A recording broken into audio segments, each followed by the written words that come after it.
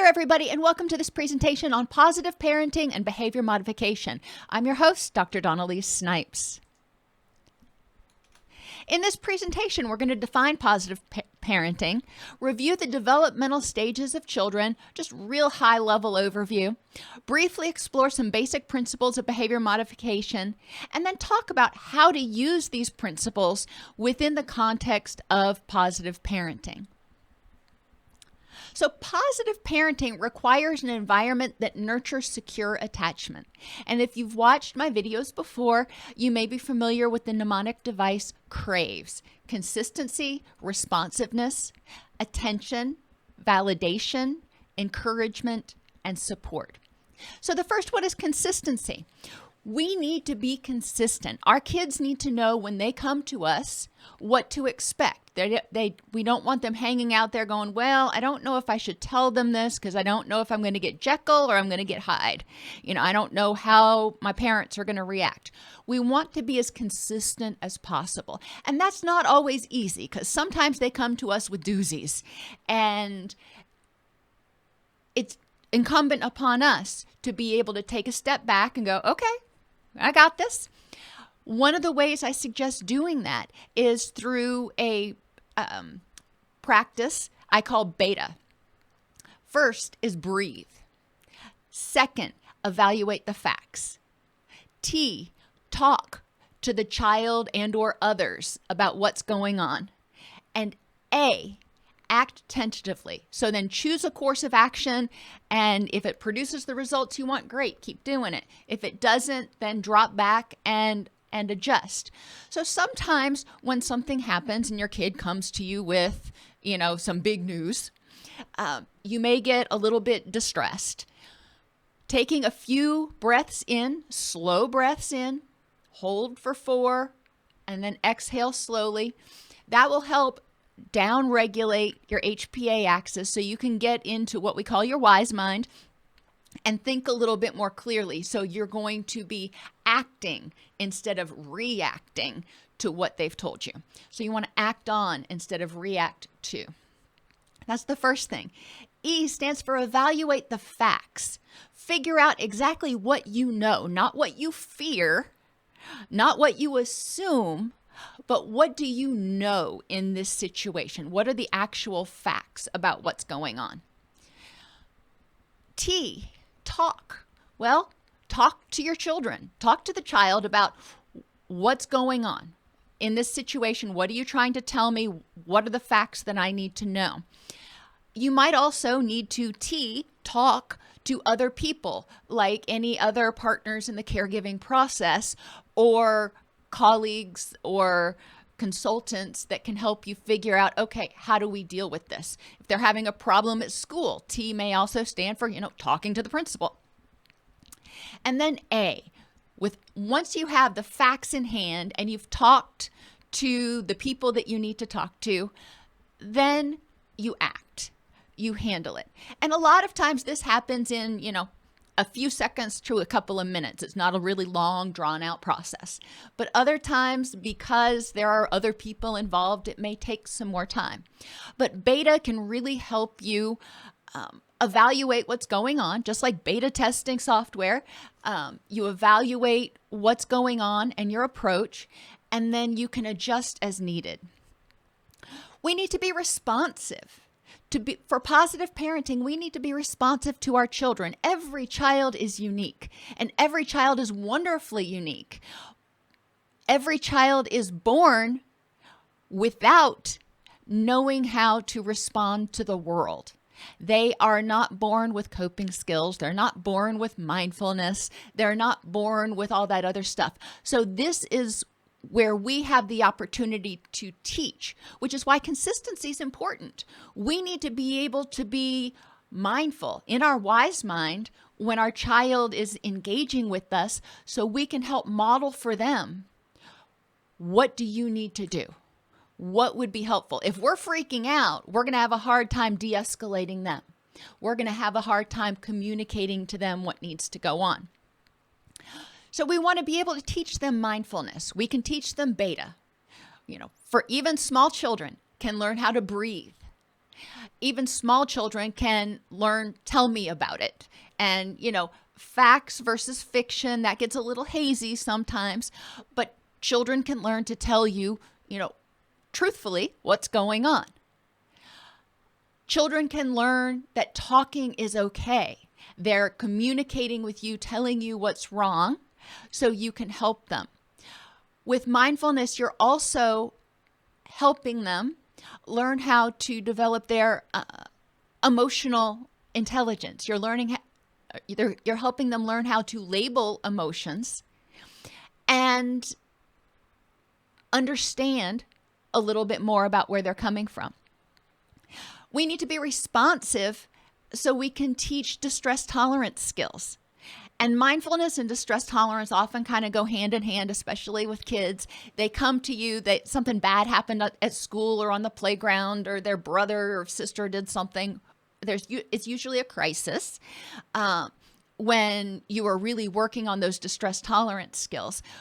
But it's important for us to be able to model for them, consistency. We're not going to get super frazzled. We're going to take a breath. We're going to, get down, kneel down, or sit down with them and talk to them. But we're also going to model that breathing for them. So if we're taking a breath, we can say, let's take a couple of breaths and figure out what's going on. So you're modeling and you're working with them to help them learn this very basic downregulation skill. You can also practice distress tolerance skills when you're talking with them. During this mindfulness distress tolerance phase, when you're talking with them about what's going on, you may talk about strategies for, okay, what can you do in order to tolerate this unpleasant feeling right now, besides hitting or crying or whatever it is that they're doing. Not that crying's bad. We have the ability during this time to teach coping and problem-solving skills, as well as dialectics. And we're going to talk about unconditional positive regard in a minute. But this is a great time that we can help them see the difference between a behavior and them. So maybe you did something I didn't like. I did not like that behavior, and I love you. So I can dislike your behavior and love you at the same time. We're starting to help them see that things that seem in opposition can go together. And that can help them a lot in life. They fail at something at school, and they come home, and you can talk about the dialectics that, okay, you failed your math test. That's not a great thing. That's unfortunate. We'll need to talk about how to fix that, or how to help you, develop the skills you need so you can pass math class. And let's also talk about the things that went well. Okay, so we're not going to focus only on the negative. And that's a really crucial point in positive parenting. Too often as parents, the only time they hear from us is when something's wrong, when they haven't done the dishes, when they get a bad grade, when they do this or that. It is crucial in positive parenting to highlight the positive. So yes, we acknowledge the unpleasant things that happen, even the negative things that happen. We deal with those. We acknowledge them as unpleasant or not okay. But we also, at the same time, recognize and help the child recognize the other positive things, the other strengths they have, the other positive qualities they have, and the fact that they are not their behaviors. They are lovable. Their behaviors may be unpleasant, but they are lovable. So we want to start helping them understand those things, because then they start getting a more multidimensional view of the world, and they don't focus and hone in on just one thing and overgeneralize and say, oh, I failed that test, I'm a failure. No, you're not a failure. Yes, you failed the test. Yes, you're struggling in math, but you're not a failure. And during this time, we're also teaching communication skills. We're teaching the child how to identify feelings, how to articulate what's going on with words so we can understand, we can help them. We're teaching them to communicate what they need instead of expecting mind reading. Those are all great things. We're also teaching them to communicate empathy and respect. We are giving them the opportunity to express what's going on, and we're not cutting them off. We're taking that opportunity to take turns talking, to listen, to hear, all those things that we want them to do, we are in the position to do. So consistency and responsiveness. Attention. And this doesn't have a whole lot of little subcategories under it. Positive parenting means not being a reactive parent. What I mean by that is only being engaged with your child when something is wrong or something needs to be done. Attentive parenting is positive and proactive. You set aside positive time, family movie nights, family dinner, whatever it is that encourages interaction between people in the family. It also highlights that child's strengths and interests and things. So you go do things that are fun together. You create happy memories. You create positive experiences between you. That's very important. So the child recognizes, hey, this person actually likes me. Yeah, they love me. They have to love me. They're my parent, whatever that they may say. But they also realize that you like them. You enjoy spending time with them. And that does a lot for self-esteem in children. Validation is next. You don't have to agree with them, but acknowledging how they feel about a situation. Children don't have the wealth of experience that we do. They have been on this planet, way less time than we have. So what is a big deal to a 5 or a 15-year-old may not be a huge big deal to a 35-year-old. But to them, it's catastrophic. And we need to validate where they're coming from, recognize, empathize with how much it hurts or what it feels like, and then say, okay, we're validating how they feel. It is how they feel, is what it is. I'm not telling you it's right or wrong. I'm just telling you your feelings are your feelings. Then we move on to encouragement. How can you improve the next moment? What can we do to address this situation? And in the encouragement place, we provide structure to guide children's choices to promote their health and safety. We don't do everything for them. We encourage them to start being independent to a certain extent, as developmentally appropriate. And we'll talk about that in a minute. But we enable children to start making some decisions. We recognize, and I know I said this earlier, but I'll say it again. We recognize the positive and we encourage youth. If they do something good, telling them regularly for, no apparent reason sometimes, how awesome they are. We like to hear it. They probably like to hear it too. So recognizing the positive and recognizing the little things they do. I came home from work the other day and I had gotten out of the house in a real rush, so I hadn't made my bed, and my daughter made my bed for me. I acknowledged that. Was it a huge, big thing? No, but it was a nice gesture that she did. And so I showed my appreciation. And you use scaffolding with encouragement to promote growth and development of self-efficacy. Remember, self-efficacy is the belief that somebody can do something.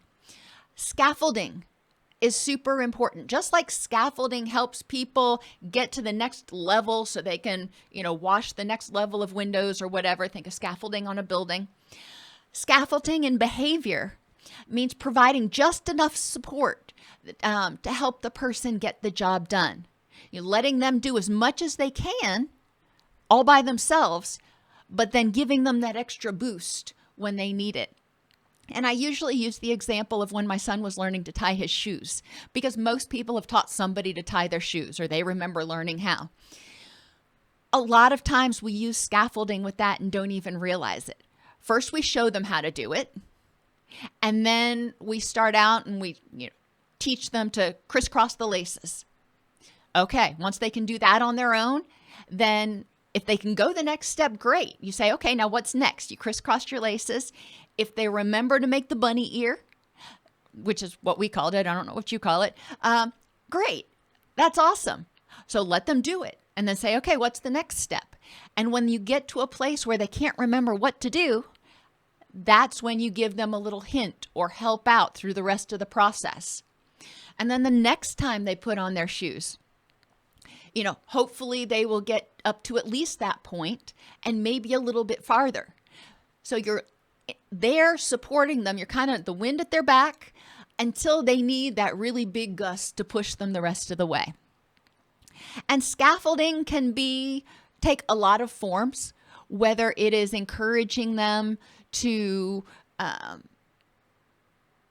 take on things at school and helping them as the same way, let them do as much as they can, and then pitch in to help get them the rest of the way there.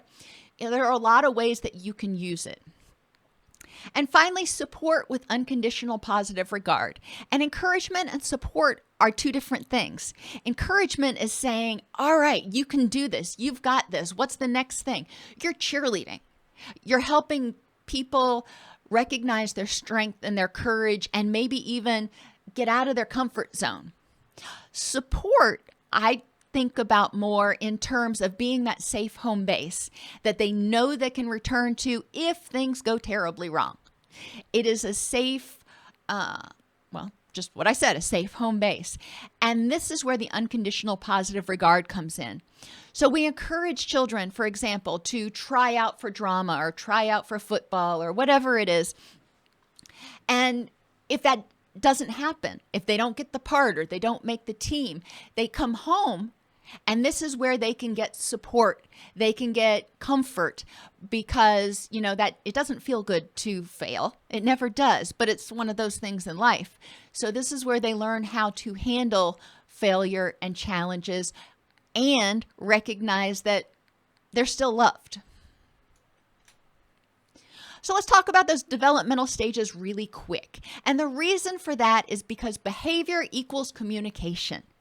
And a lot of times, children's behavior seems oppositional, resistant, defiant, but what is actually going on is they may be communicating that they don't understand, or maybe they don't remember, because a lot of times parents assume, caregivers assume that children remember a whole lot more than they actually do. So we need to be cognizant of their developmental level and their cognitive needs. Some children, like those with ADHD, for example, or who are on the autism spectrum or have fetal alcohol spectrum issues, may not be able to remember multiple requests in a row. You may have to give them one at a time or write them down, but I'll get to that later. Understanding behavior often requires understanding the child's developmental capabilities and tasks. Two main players here, Piaget and Erikson. The big takeaways you want to get from Piaget is up till age 2. So during those toddler years, there is the child often doesn't have object permanence, which means when something disappears under a rug or in the closet or, out the door, it's gone to them. And they'll probably be surprised when it comes back, which is one of the reasons they love peekaboo so much. So object permanence develops by the age of 2. But that is one of those issues where we see a lot of children with separation anxiety around this time because they still are trying to figure out if mom walks out that door or grandma walks out that door, is she coming back? And that makes sense. When you understand it from the child's perspective, it's easier to understand why they might fuss. If they are separated, if they have anxiety, if they cry, what do they get? Well, hopefully they get comfort, and they may even get that caregiver to come back which, which rewards that behavior. Then they say, okay, things are good. And it's not that they're trying to be manipulative. They're scared. Somewhere back in their primitive brain, they know that as a 2-year-old, they can't make it on their own. They know they need their caregiver. Between 2 and 7 is the beginning of concrete thought. Children can solve problems, but a lot of times it's very tactile. They need blocks to do, or they benefit from blocks to do math problems. They draw things. They use manipulatives a lot because they have a hard time envisioning things in their brain and using abstract thought. It's very concrete, very tangible at this age. They're also egocentristic. And to that end, they perceive that everybody interprets things the way they do. Everybody sees things the way they do, and everybody understands things the way they do. And that's just how they're wired. That's not, a character defect. That's just how children are wired at that point in time. So if they're scared, they feel like everybody else is scared. If they are unhappy, they may not understand why other people aren't unhappy too. So we need to explore what's going on with them, but we also need to recognize that part of egocentrism means that children often take things very personally. If something bad happens, they may blame themselves because maybe they told their parent or their friend, I hate you, and then something bad happened to that person. They may feel like they brought it on that person by saying, I hate you. There's some magical thinking, some other stuff that goes on during this period. But they take it very personally.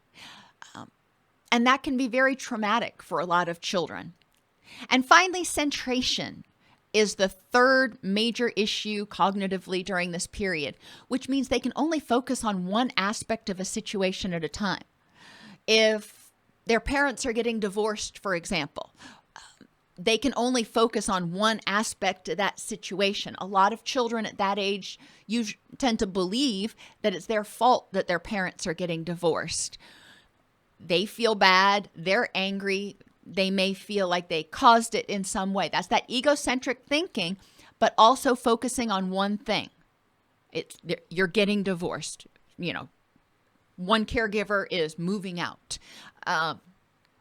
We do want to recognize this, and it doesn't mean that we have to totally accept it and say, yep, you just won't understand. But it's important to recognize that a lot of their distress may come from their misunderstandings of situations or inability to process it in the same way as someone who's older. Beginning at about age 11, children start being able to embrace more abstract thought. Additionally, during this period, there are psychosocial tasks that must be completed. During infancy, the child develops trust. They learn to trust their own intuition. They learn to trust their caregiver is going to care for them. In their toddlerhood, they develop autonomy. This is a lot of times around potty training. You can get very Freudian and look at his stages with it, but this is when the child starts being able to assert what they want, and they want to start dressing themselves. So we as caregivers need to structure their choices.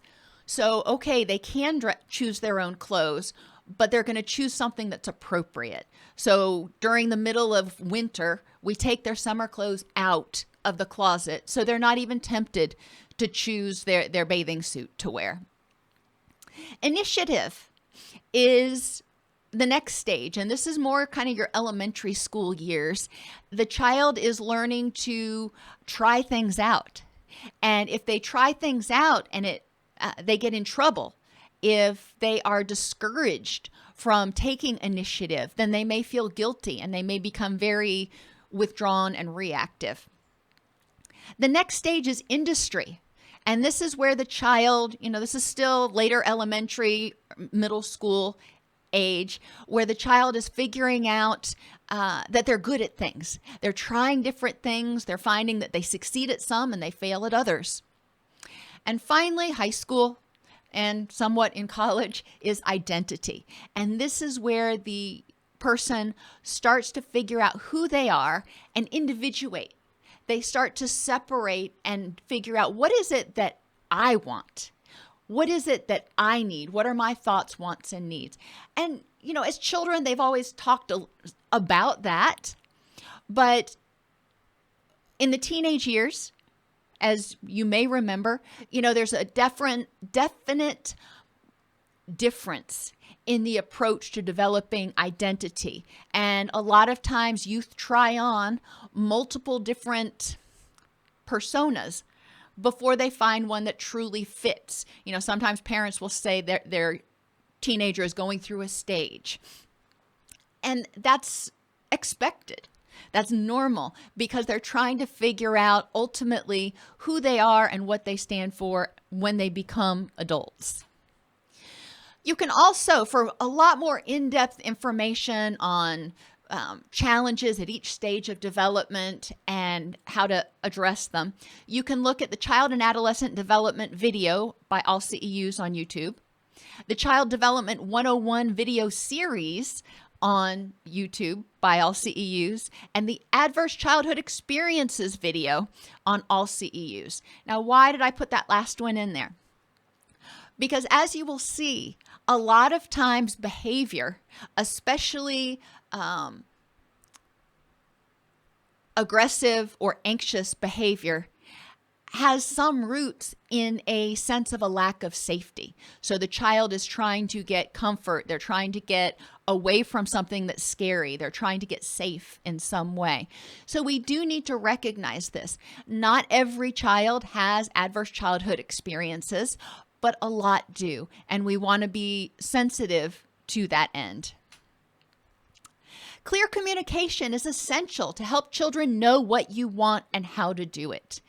Going into their room and saying, this room's a pigsty, clean it up. Okay. Their definition of clean it up may be very different than yours. And pigsty doesn't tell them what your issues are with it. They just, that you're, all it tells them is that you're unhappy with it, because they may look around and see completely different things than you do. Use your words. When you are trying to change a behavior or get them to do something, you're setting a goal for them. So make it specific, measurable, achievable, relevant, and time limited. So when you're using your words to explain to them what you want, be very specific. You walk into their room and it's, quote, a disaster area. All right, what does that mean? So what does a clean room look like? I want you to have your bed made. I want you to have all of the excess stuff. Anything that doesn't belong on top of the flat surfaces needs to be put away. The flat surfaces need to be dusted. The floor needs to be swept. The dirty clothes in the laundry hamper. Very specific tasks that the child can check and say, yes, it's done, or no, it's not.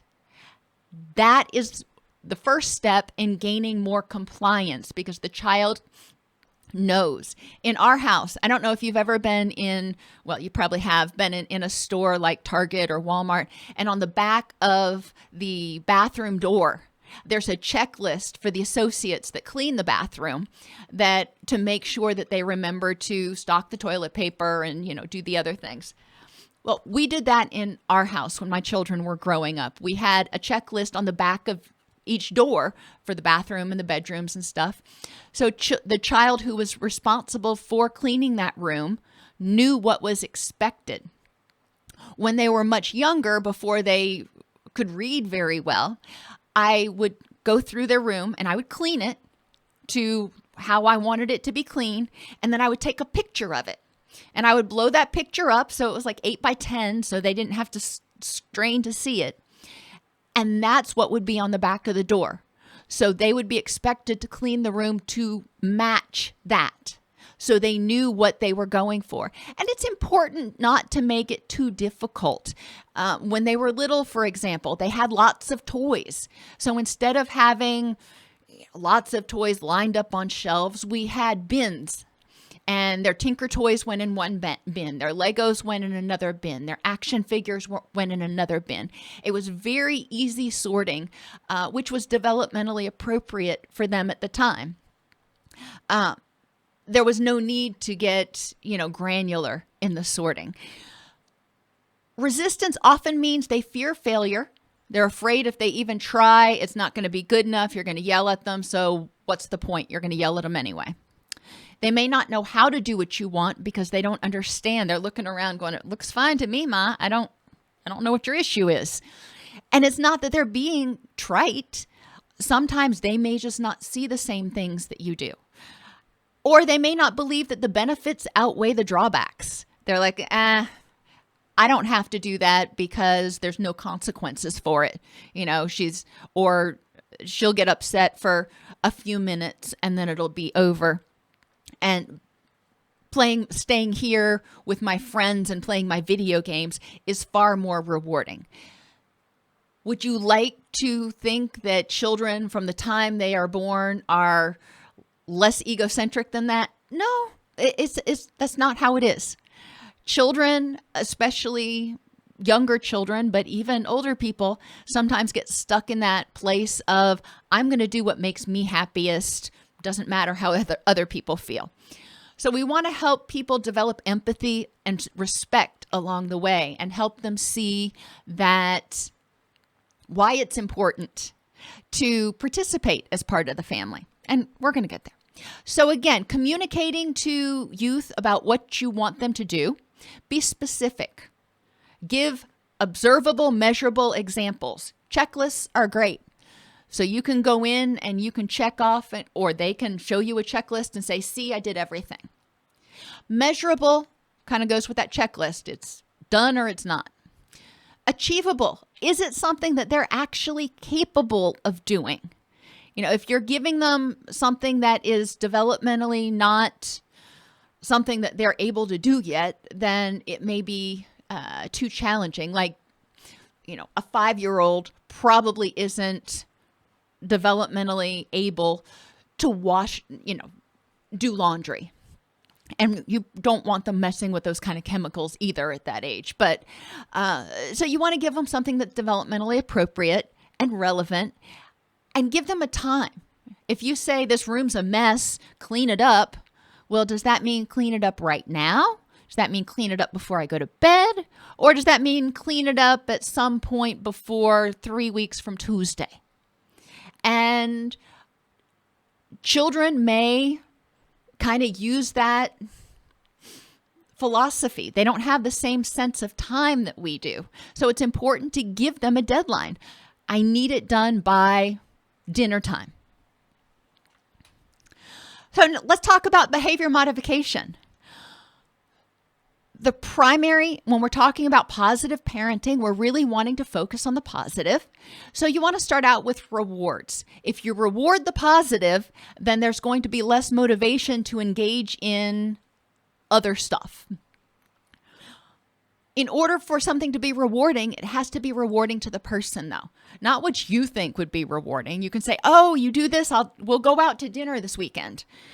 Well, that may be something that you'd like as a reward, but is it something the child wants as a reward? So it's important for the child to identify what is rewarding to them. And you can have a leveled reward system. So for small tasks, for daily tasks, whatever, there's, a level 1 reward.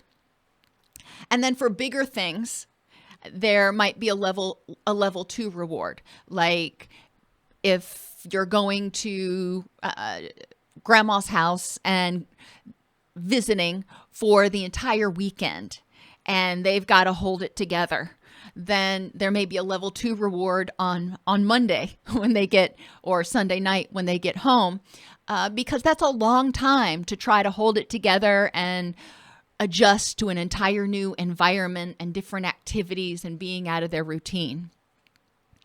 Are the rewards frequent enough and sufficient? We'll talk about behavior strain in a minute, but if you're not giving rewards frequently enough, then it may not keep the child motivated. And younger children have much shorter memories than older children, which is why younger children, we do star charts. So they're getting a star every day of the week, hopefully. And then at the end of the week, so a level 1 reward is a star. And at the end of the week, if they have at least 5 stars, then they may get a level 2 reward, like extra video game time or going to the park or whatever it is for that child. But it's important to make sure those rewards are frequent enough. And again, they're rewarding. Not every child finds any benefit in those stars. We used a token economy when my kids were growing up. And when they did certain tasks, instead of getting a star, we got these little plastic tokens at the party store, and they would get tokens. And they would be able to spend their tokens on different things that they wanted, whether it be video game time or going to the park or those were the 2 big ones for my kids. But each one cost a certain amount of tokens. So they were learning how to handle money, and they didn't even realize it. And they were also able to choose their rewards. Rewarding increases a behavior. Anytime you reward a behavior, you're increasing the likelihood that it's going to happen again. Kind words, and look at love languages. Go back, acts of service, words of affirmation, physical touch, sometimes just a hug is a reward. Review the quality time. And there's one more, and gifts. So those are the 5 love languages, and those are awesome to use for rewards. But it depends on what your child's love language is. If they are not a huggy type of child, then hugs are not a rewarding reward for them. Make sure the rewards are frequent, sufficient, and rewarding to the child.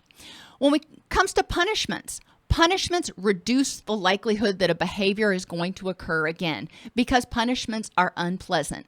Punishments can take the form of taking away something the child likes, like their phone or their video games, or adding something that they don't like.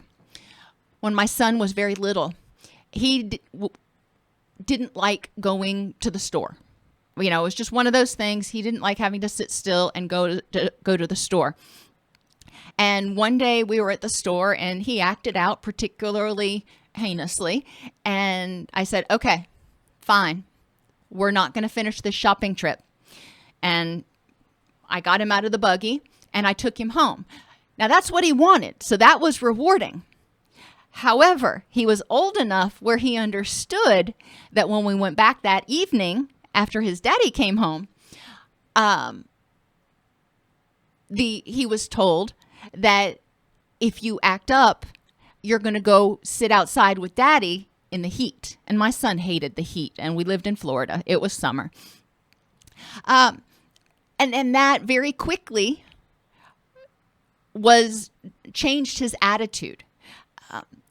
The point of bringing his dad along with us was so I had someone to reinforce, to carry out the punishment. Because obviously, I couldn't be shopping and sitting out in the heat with him at the same time.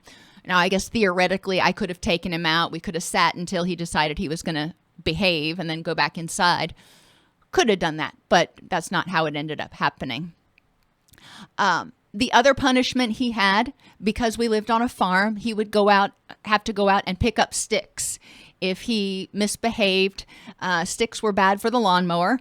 So he would have to go out and pick up sticks for 10 or 20 minutes. We'd give him a time limit. But again, it was in the heat and he really didn't like doing that. So those were the 2 of the easiest ways to get him to change his behavior and get motivated to do what I want him to do. However, children can develop learned helplessness. If to them it seems like no matter what they do, they get in trouble, they can't win, you're not happy with them, you're going to criticize, then they may just give up trying. So it's important to pick your battles. My daughter, when she does the dishes, she does them just fine. She puts them away. She puts them away just fine. But she doesn't do it the way I like it done. I like all of my Pyrex ware with the lids on top of it, so I don't have to search for lids. I like my silverware sorted by pattern. We have 2 different patterns of silverware, little OCD things that I have. And it drives me a little batty when it's not done that way. However, it's not worth it to me to criticize her for that. I'm grateful that she's doing it, and she's doing her best. So instead of, nitpicking, I chose to let that battle go. It is important to check how often you're giving constructive feedback. Sometimes, and whether the constructive feedback you're giving is even necessary. There's another mnemonic I use sometimes. It's called think. What you're saying, is it truthful? Okay, obviously in this case, we're hoping it is. Is it helpful? Well, a lot of times as parents, we have helpful things we want to say. So we'll assume it's both truthful and helpful. Are we saying it in a way that's inspirational, that's going to encourage them, that's going to make them feel stronger or more excited? Or are we discouraging them? So that's where you start having to say, well, is it worth even going there right now? So truthful, helpful, inspirational, N stands for necessary. Is it something that has to be said? Is it going to make a big difference in the world if we don't approach this issue? And if the answer is no, it's not going to make a big difference, then let it go. And finally, if it is truthful, helpful, and necessary, then say it in a way that's as inspirational as possible, that's as encouraging and supportive as possible, and as kind as possible. So K stands for kind. Communication is also important in behavior modification. We need to make sure that the child understands what we want them to do and they heard it. So I have expressed and received here. When we communicate to a child, we can talk until we're blue in the face, but if they are, watching the crickets or distracted by Dora the Explorer or whatever else, then it's falling on deaf ears. And they may not be able to filter out those extraneous stimuli, not because anything's wrong with them, not because they're ADD, but because they're kids. So we do want to make sure that we minimize the distractions. We get them to give us their eyes so we know that they're paying attention. We want to express what we need to say. We want to make sure that they understand it. When they're little, even you can have them repeat it back to you. So what is it that you're going to go do? I'm going to go take out the garbage. Cool, exactly. We want to make sure they understand. If you're asking a child, especially a younger child, to do multiple things, not just take out the garbage, but take out the garbage, check the mail, and let the dog in. That's 3 different requests, and that's a lot for a child to remember. So you may need to write it down for them. You can get a little dry erase board and write it down for them and say, okay, I want you to do these 3 things. That's possible.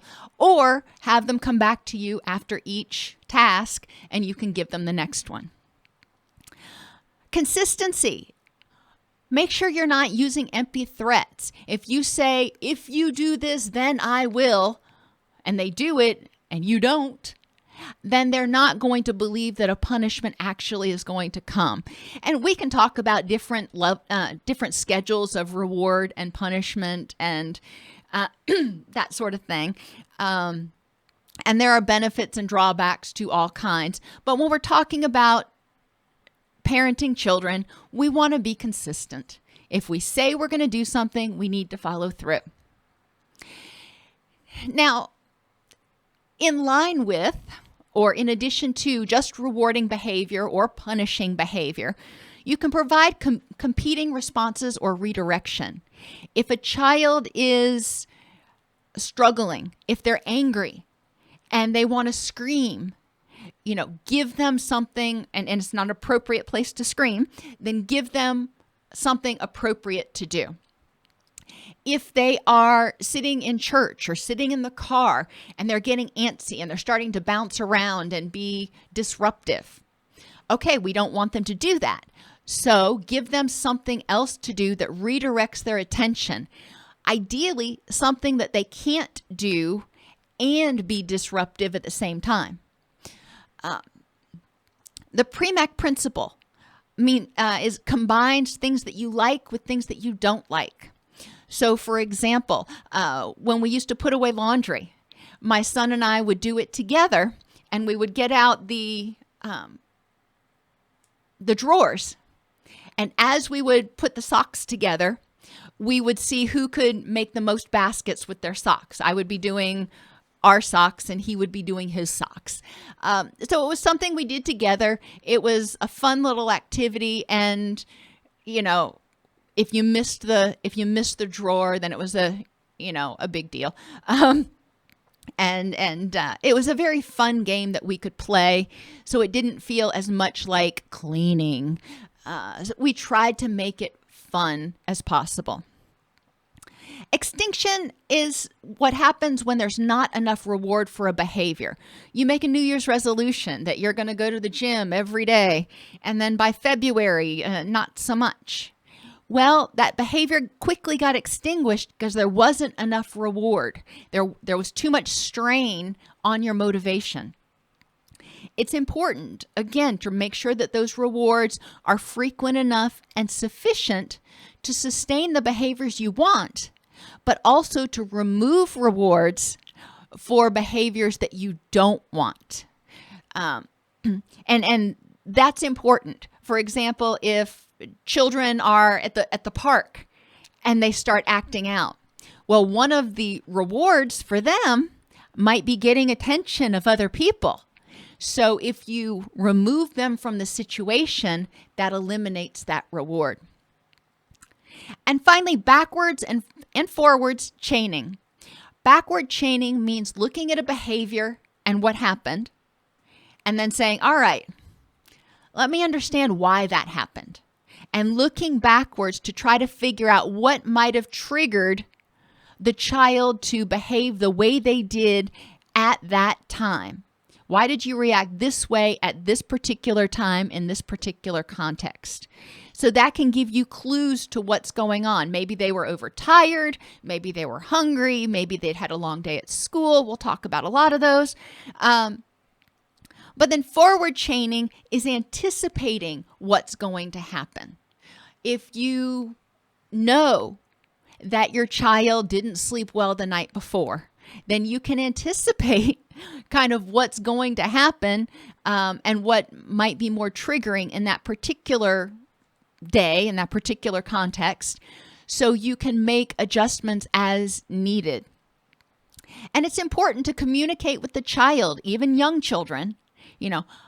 Mommy can see that you didn't sleep very well today, so you're going to it's probably going to be a struggle to get through the day to day, and then talk about how to handle that, whatever works for that child. So along with behavior strain, when motivation starts going into the crapper, we need to recognize how to increase motivation. Talk with the child again, but also recognize the motivation for behaviors falls in one of these five, or one or more of these five areas. Physical. Is it helping them feel safer? Is it somehow helping them meet a medical need? That one's rare, but it needs to be in there. Nutrition. Is it somehow related to their nutrition? They need to get more food. They're hungry. So they're doing this in order to get calories. Or housing. Is it somehow related to they're afraid they're going to lose their housing? Now, a lot of times it comes back to children being overtired and wanting to go to bed, or being hungry and needing food, or seeing junk food and just wanting junk food. So those are the physical motivations, but we need to help them identify healthy, positive motivations for the healthy, positive behaviors that we want them to do. Affectively, help the child see how it's going to help them feel happier, more content, and more confident if they do what you want them to do. If you learn how to do this, how much better will it make you feel? I remember going through that with my son and tying his shoelaces because he had a bugger of a time with that. He wanted to stick with his Velcro. And, I kept reinforcing the fact that he was getting it. And when he got to be bigger, he would need to know how to tie things. So it was really important to learn how to do that. And I would work at bolstering his confidence, reminding him at how much better he was this week at tying his shoes than he was last week, for example. Cognitively, how does it make logical sense that doing what you ask is going to be in their best interest? Environmentally, how does it benefit them to do what you're asking them to do? If you're asking them to do their chores, for example, how is that going to reduce tension in the household? How is it going to make it easier for them to concentrate and find things? Maybe they get really frustrated when they can't find a particular action figure. Well, if you do your chores and your action figure's in the bucket where it's supposed to be, guess what? You'll be able to find it every single time. And relationally, how will it improve relationships and their own self-esteem? How will it help them feel better about themselves and improve their relationships with their siblings or their classmates or even other people in the household? Remember, on any given day, a child may behave a little bit differently. Well, any given day, any of us can behave a little bit differently. And each day is different for each child. Children, like adults, may respond differently if they're under physical, emotional, or cognitive stress. Positive parenting promotes exploring and helping the child understand their triggers and responses. So that's that backward chaining. Looking back and saying, okay, why is today different? Why are you getting upset? Why are you've gotten angry with your sister before and you didn't hit her. Why did you hit her today? What's different?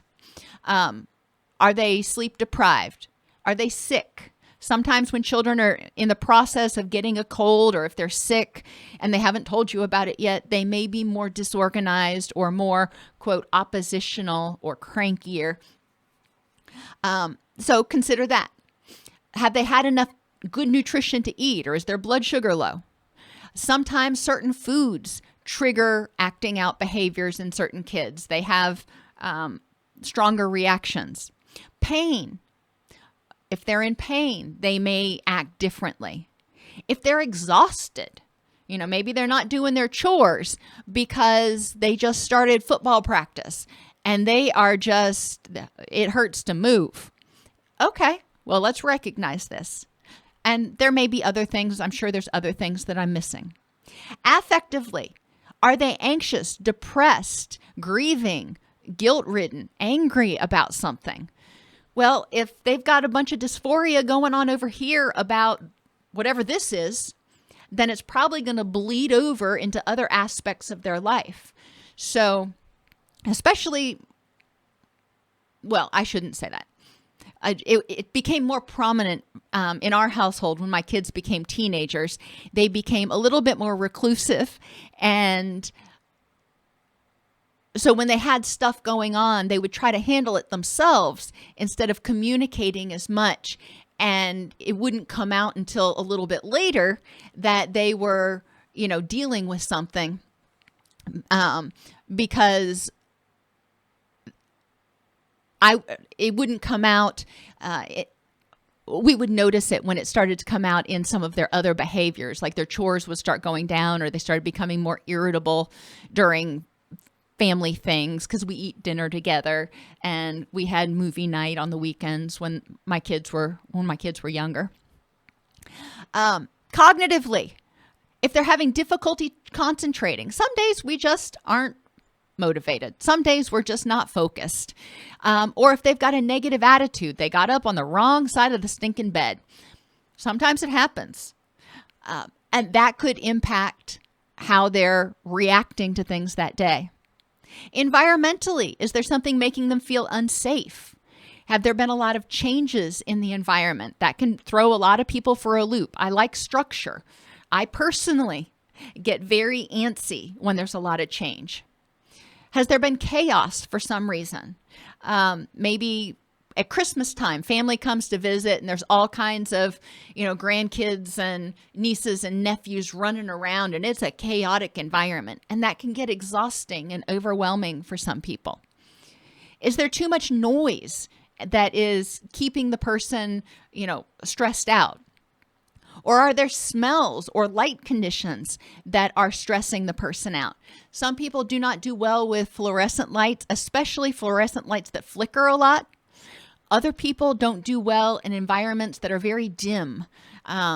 So recognizing that changing from just what they're used to as far as lighting can impact their reactions and their mood. And relationally, who have they contacted that may have triggered their current behavior or their current feelings? And or who did they not contact? Maybe they're used to seeing their best friend, or, they're on vacation and they're at camp and they're making poor choices because they haven't seen their parents and they're feeling homesick. So we want to examine these things. They may also, from the people that they contact, they may see behaviors. They may see, Johnny getting away with something and think, well, hey, if he can get away with it, maybe I can too. So we want to pay attention to the fact that people that they contact can trigger behaviors, but they can also teach them behaviors. And that can go for the positive, but it can also go for the negative. So let's talk about some examples real quick. Behaving in the store. We want the child to behave. Well, so let's look at it. When we're talking about really young children, going back to those basics physically, we probably don't want to take them in when they're tired, when they're hungry, when they're thirsty, or when they just got out of school and they've been holding it together all day and they just need to let their hair down. So we want to consider those factors when it comes to asking them to behave in the store. If they are misbehaving in the store, we need to examine what that's about. The store can be boring, especially if you're spending a long time there. So can you bring a rescue pack with you? That's what I call it, that has things for them to do. And these days, with the advent of mobile devices, there's generally something a kid can do to occupy themselves during boring tasks. But you want to ask yourself, what is the child communicating with this misbehavior? Is there a skill deficit? Do they not know how to behave in the store? Do they not know exactly what you want them to do? And you may take for granted that they know that you want them to sit in the buggy and be still. What triggers are present? If you are walking down the toy aisle and they're, jumping around like crazy, then, you can assume that might be one of their triggers. So if you don't want them to do that, maybe avoiding the toy aisle or the cereal aisle at the grocery store. And in what way is this behavior rewarding or meeting a need? If the child has had experience misbehaving in the store before and getting to leave, like the example I gave, then they may be more likely to do it again. If they are jumping around and they're acting out, they may also be communicating, hey, I've got to go to the bathroom. So we do want to ask the child what's going on and figure out, why is this behavior rewarding? Because people don't do things, even small children don't do things that they know have a high likelihood for unpleasant consequences. After school chaos, whenever I used to pick my son up from school when he was in kindergarten, he would come home and he was, apparently a perfect angel in school. And he would come home and he would just cut loose. And it made sense when I stepped back and thought about it, because he had been holding it together all day. He'd been behaving. He'd been on his best behavior. He'd been being good. And he had all this built up energy because he is not a child to sit still. So he had to let out some of that energy.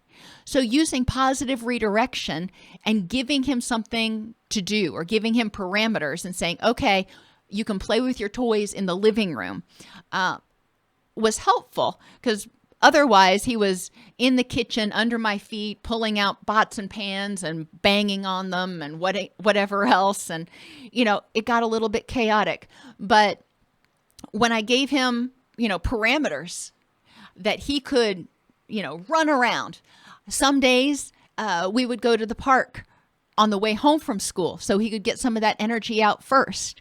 It's important to understand what is the need and how can we help the child better meet this need. Going to school. Some children may not want to go to school, and they may make up excuses. They may do all kinds of things. They may not do their homework. We want to figure out why. Is it because they don't understand what's going on? Is it because they don't have the study skills to actually complete their homework on time? Is it because maybe they have vision or hearing problems that haven't been diagnosed yet, or dyslexia that hasn't been diagnosed yet? So they're struggling in school and they're ashamed or afraid to tell anybody. Or maybe they're getting bullied at school, or they don't feel safe there. So we want to understand, what does this behavior mean? And what can we do to resolve the situation? Going to bed's the same way. A lot of kids have fears of boogeymen under the bed or monsters in the closet. So we need to validate those, because those are very normal fears of children. Validate that they have those fears, and then help them figure out how to feel safe. How can I help you feel safe in this room? Because, a lot of times it will get very circular if you tell them, well, the boogeyman doesn't exist, go to sleep. Well, in their mind, it does. So helping them figure out how to deal with the thoughts of the boogeyman, or deal with the boogeyman, depending on how you want to handle it, can help them feel safer so they're not afraid to go to bed. Some children don't like to take a bath. And, it could be they just don't like to take a bath because that means it's less time that they're playing. So make bath time fun. Or some children have sensory differences. And what we think is a nice warm temperature may feel extremely hot to them, or may be painful in some way. So if they are screeching about a bath, and even if you don't see what the problem is, it's important to recognize that their sensory differences may be coming into play. So figuring out how to accommodate that is going to be really important. And you may need to talk to your pediatrician as well. Now, if going to bed, taking a bath, or going to school become an issue all of a sudden, it's definitely something you want to worry about, or talk to the child about, and make sure that there is no evidence of abuse or anything else going on. It's rare that would happen. I don't want to say it. That's what's happening. A lot of kids don't like to go to school because it's, again, less time away from the Wii or whatever video game. But if they start acting oddly suddenly, then you really want to look at what changed all of a sudden. If children are not listening or paying attention, well, we need to understand why. Can they hear?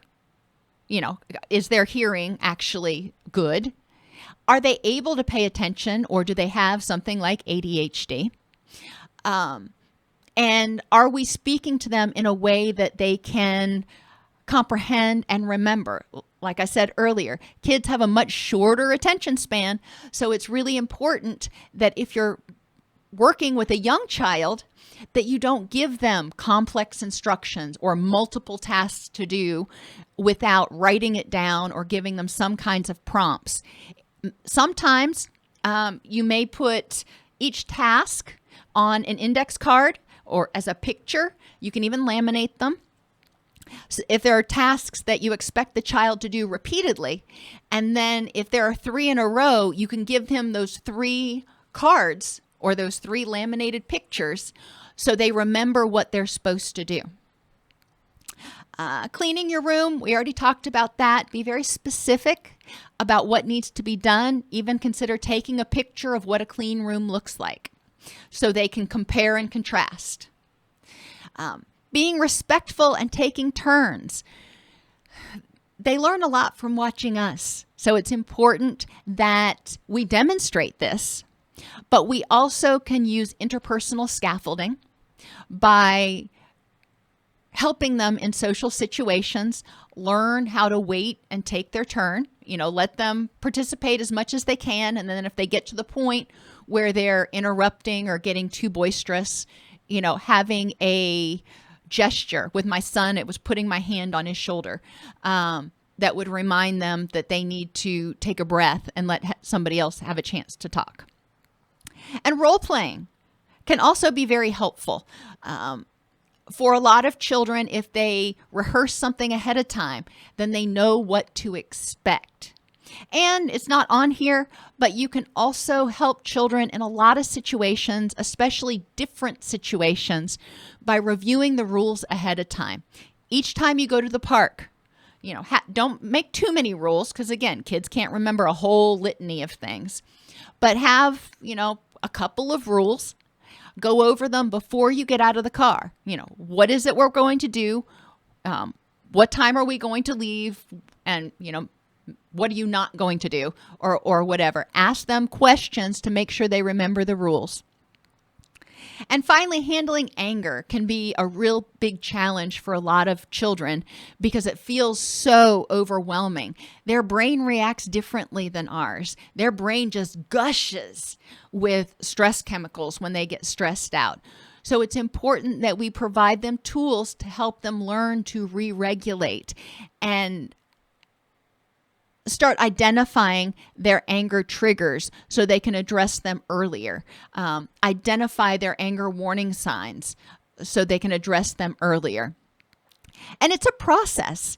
Children learn themselves as they go through. My son, when he was little, learned by the time he was 2.5, he was aware of the early warning signs that he was getting overstimulated. And when he got overstimulated, he would start to melt down, act out, make poor choices, whatever you want to call it. But that was part of his ADD sensory integration challenges from being a micro-preemie. And he learned that very early, and he knew what to do. He would go sit in his room and watch his fish tank. And for, however long it took. It was usually 5 minutes or so. But I distinctly remember him, being young enough that he was still using a pacifier and telling me he was overstimulated and taking a time out in his room until he could get his bearings back.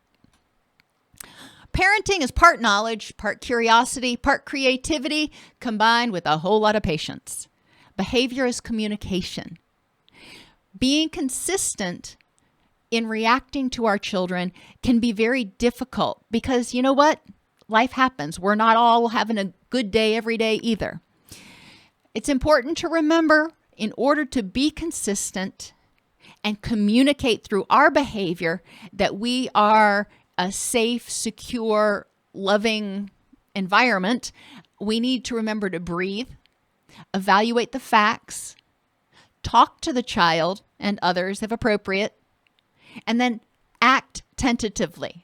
You test the solution. If what you think is going to work doesn't work, drop back and regroup. There's so much that goes into parenting and positive parenting and behavior modification. I couldn't possibly cover it all in an hour or a little bit over, but I hope this gave you some things to think about when thinking about positive parenting, increasing motivation, and trying to figure out how to understand children's behavior and get them to do what you want. Let's just face it, get them to do what you want. Have a great day, and I will see you next time.